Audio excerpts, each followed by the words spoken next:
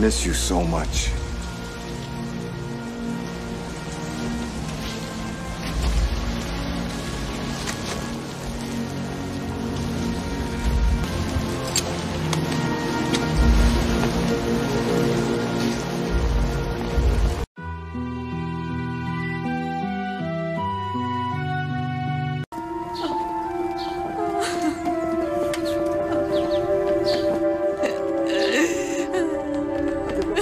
Μαρκής, η δική μας κυρία είναι αυτή. Καλή δεν στη γλώσσα, Μπαρντών, με συγχωρείτε. Με συγχωρείτε, Μπαρντών. Έλα, Μπαρντών. Μπαρντών. Όχ! Βασίλη, περπάτα, παιδί μου. Καλά δεν το ήθελε το παιδί, το τραβολογάτε. Για Μπαρντών.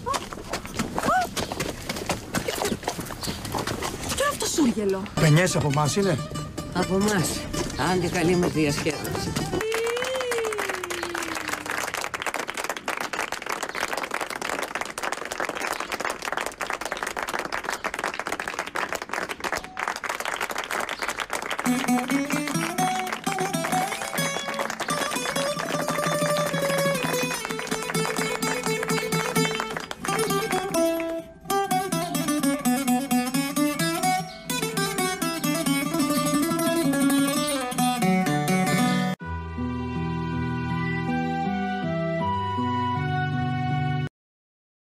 $3,5 εκατομμύρια.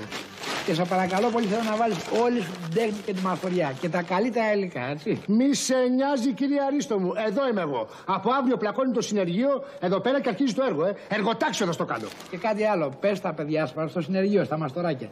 Να μου το προσέξουν. Πες ο διοκτήτης δεν είναι πλούσιος, είναι μεροκαματιάρης, έτσι, όχι τσαπατσουλιές. Να σου έχει μου εμπιστοσύνη. Την καλύτερη δουλειά θα σου κάνω. Αλφάδι, το καλύτερο θα γίνει εδώ μέσα. Δεν πιστεύω να φτιάχνω ένα παράπονο, $3,5 εκατομμύρια σου καλά, τάγκα, έτσι. Είπαμε εργοτάξιο. Ξεκίνα να ειδοποιήσουμε τους μαστόρους. Γεια χαρά.